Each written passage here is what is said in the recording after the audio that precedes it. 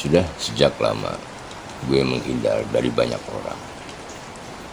Bukan karena gue asosial, tapi usia memang lebih banyak ajak gue nongkrong di tepian.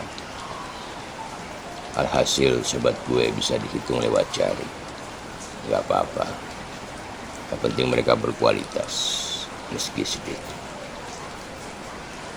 Sudah sejak lama juga gue gawe di rumah, di ruang sepetak.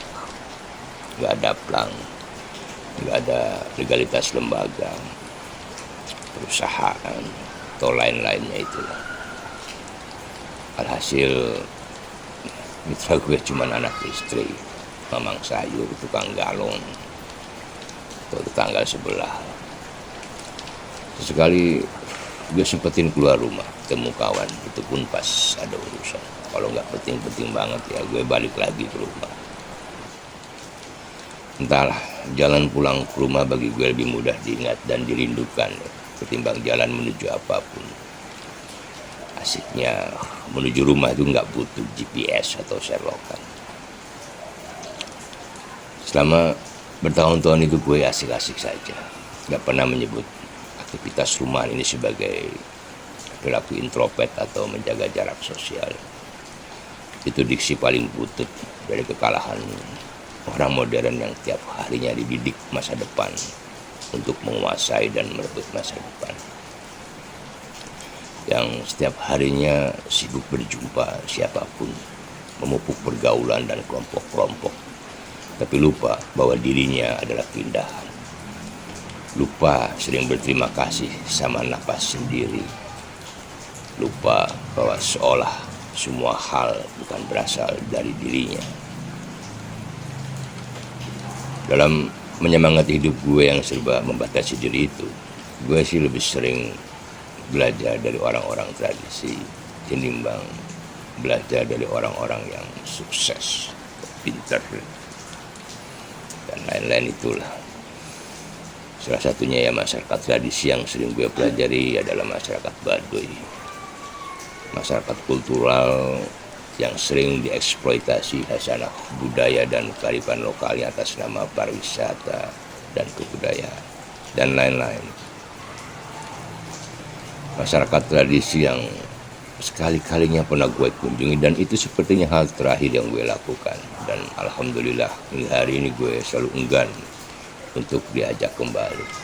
Kenapa? Karena gue takut mereka tergerus perilaku modern gue, perilaku masyarakat modern yang sok maju tapi gampang marah-marah dan panikan, sok memudahkan apapun padahal rumit dan kompleks.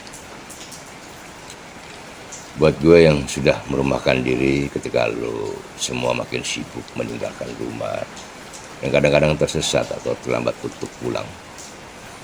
Hidup orang-orang Baduy itu cerminan di masa menua.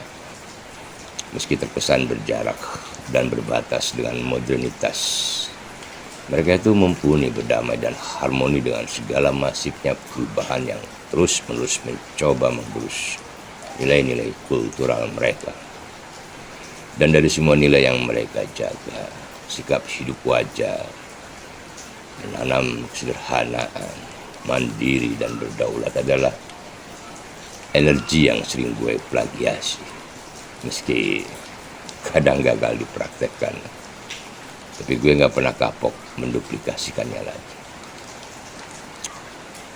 Dan dalam tingkat kejiwaan atau psikologi, nilai spiritual mereka juga sering gue jadikan amalan. Gue belajar untuk berdamai dengan diri gue yang haus dan kian serakah menaklukkan kehendak dunia terhadap diri gue, meski gak pernah sampai ke tingkat keseimbangan. Yang penting gue mau belajar seimbang, meski juga akhirnya gue gak berladang dan menanam cinta di rumah. Yang penting gue masih bisa menanam cinta isi batin anak istri dan orang-orang yang gue sayang, meski juga gak pernah mulus panen kesadaran. Yang penting kopi dan rokok gak pernah telat melahirkan imaji positif. Alhamdulillah ini menjadi semacam imun di masa-masa gue hari ini. Buat lu memang mungkin ini perilaku yang tidak ideal, naif, dan begitulah. Tapi bisa jadi yang dimaksud hidup itu, hidup yang bergerak itu ternyata bukan hanya menempuh yang lebih luas, bukan hanya bicara soal dari satu titik menuju titik lainnya atau menuju puncak apalah itulah. Ke dalam, menepi, menjaga ruang dari dunia yang luas itu juga adalah bergerak menurut gue. Dan bagi gue itu keniscayaan yang luput gue lakoni. Buat gue bergerak semacam ini memungkinkan gue lebih dekat dengan definisi tentang diri gue.